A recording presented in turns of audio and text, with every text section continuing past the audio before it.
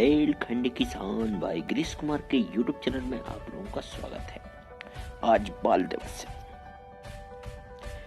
आज बात कर रहे हैं आजाद भारत के पहले प्रधानमंत्री पंडित जवाहरलाल नेहरू के जन्मदिन को ही बाल दिवस या चिल्ड्रन डे के रूप में मनाया जाता है, क्योंकि नेहरू जी को बच्चे बहुत पसंद थे और उन्हें चाचा नेहरू कहकर बुलाते थे। अगर हम नेहरू जी के जीवन को विस्तार से जाने तो उनके जीवन में बहुत सी जानकारी आपको देने का प्रयास करें। नेहरू जी एक महान स्वतंत्र सेनानी थे। देश को आजाद कराने के लिए नेहरू जी ने महात्मा गांधी का साथ दिया। नेहरू जी के अंदर देश प्रेम की ललक साफ दिखाई देती थी। महात्मा गांधी उन्हें एक शिष्य मानते थे जो उनके प्रिय थे। नेहरू जी को व्यापक रूप से आधुनिक भारत का रचयिता भी कहा जाता है। पंडित जवाहरलाल नेहरू स्वतंत्र भारत के पहले प्रधानमंत्री थे। उनके पिता प्रसिद्ध बैरिस्टर व समाज सेवी थे। नेहरू जी संपन्न परिवार के इकलौते बेटे थे। इनके अलावा इनके परिवार में उनकी 3 बहनें भी थीं। नेहरू जी कश्मीरी वंश के शाश्वत ब्राह्मण थे। नेहरू जी ने देश विदेश के नामी विद्यालयों एवं महाविद्यालयों से शिक्षा प्राप्त की थी। इन्होंने हेलो से स्कूल की प्राथमिक शिक्षा एवं ट्रिनिटी कॉलेज लंदन से लॉ की शिक्षा प्राप्त की थी। इसके बाद कैम्ब्रिज विश्वविद्यालय से कानून शास्त्र से पारंगत हुए। 7 वर्ष बाद इंग्लैंड में रहकर के उन्होंने फेबियन समाज एवं आयरिश राष्ट्र की जानकारी विकसित की। उन्हें गुलाब का फूल बहुत पसंद था, जिसे वे अपनी शेरवानी में लगा कर रखते थे। इन्हें बच्चे से भी बहुत लगाव था। बच्चे उन्हें चाचा नेहरू कहकर संबोधित करते थे। इसी कारण से इनका जन्म दिवस बाल दिवस के रूप में 14 नवंबर को मनाया जाता है। Nehru ji discovery of India के रचयिता थे। नेहरू जी की एक बेटी थी जिनका नाम था इंदिरा गांधी। अपने पिता को अपना गुरु भी मानती थी। देश की राजनीति को उन्होंने नेहरू जी से ही सीखा था। बचपन से ही देश की आजादी की लड़ाई को उन्होंने करीब से देखा था। इसी वजह से कि वे भी देश के प्रति अत्यधिक प्रेम रखते थे। इंदिरा जी आजाद देश की प्रथम महिला प्रधानमंत्री बनी। भारत देश को आगे बढ़ाने व मजबूती देने में इंदिरा जी का मुख्य योगदान भी रहा।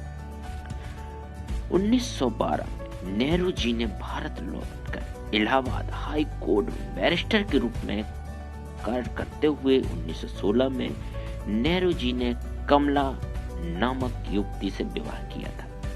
1917 में वे होम रूल लीग में भी जुड़ गए।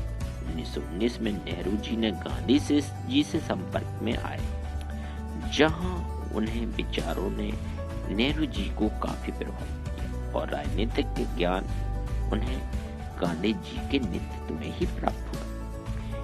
यही वह समय था जब नेहरू जी ने पहली बार भारत की राजनीति में कदम रखा था और इसे इतने करीब से देखा था। 1919 में गांधी जी ने रॉल एक्ट अधिनियम के खिलाफ मोर्चा संभाल रखा था। नेहरू जी गांधी जी के सामने अवज्ञा आंदोलन से बहुत अधिक प्रभावित थे। नेहरू जी के साथ उनके परिवार ने भी गांधी जी का अनुसरण किया। मोतीलाल नेहरू ने अपनी संपत्ति का त्याग कर खादी परिवेश धारण किया। 1920 से 22 में गांधी जी द्वारा किए गए असहयोग आंदोलन में नेहरू जी के सक्रिय रूप में हिस्सा लिया। इस वक्त नेहरू जी पहली बार जेल गए 1924 में इलाहाबाद नगर निगम के अध्यक्ष के रूप में 2 वर्षों तक शहर की सेवा की। 1926 में उन्होंने इस्तीफा भी दे दी। 1926 से 28 तक नेहरू जी अखिल भारतीय कांग्रेस के महासचिव बने।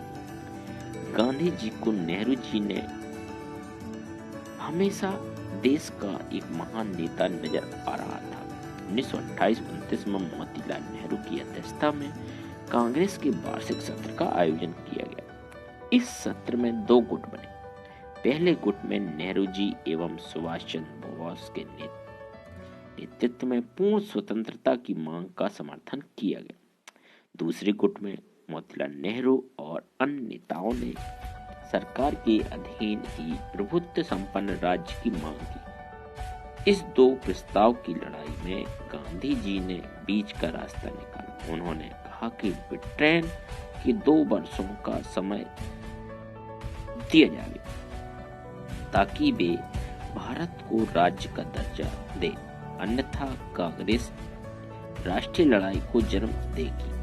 परंतु सरकार ने कोई उचित जवाब नहीं दिया। नेहरू जी की अध्यक्षता में दिसंबर 1929 में कांग्रेस का वार्षिक अधिवेशन लाहौर में आयोजित किया गया।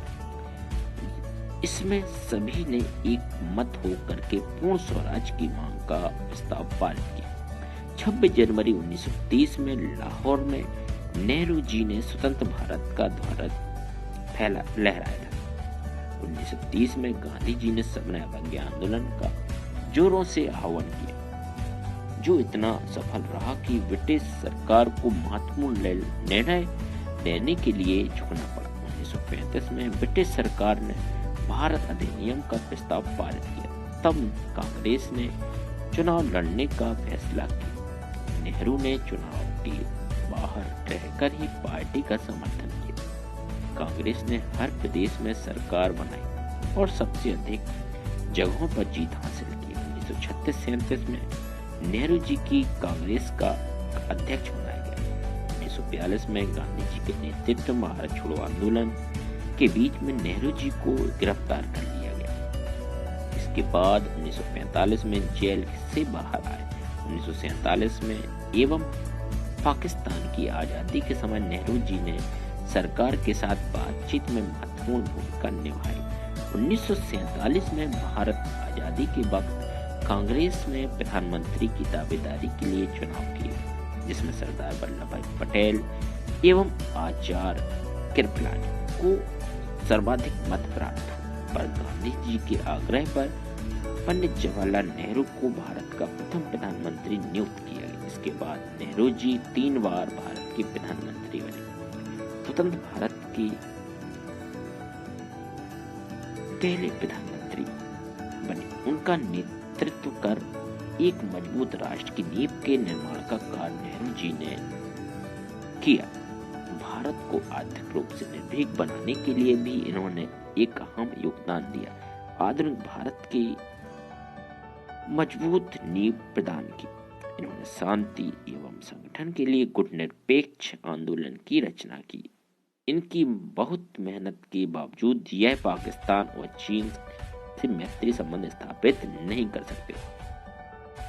1955 में नेहरू जी को देश का सर्वोच्च सम्मान भारत रत्न से नवाजा गया। नेहरू जी ने अपने पड़ोसी देश चीन एवं पाकिस्तान के साथ संबंध सुधारने के लिए अनेक प्रयास किए।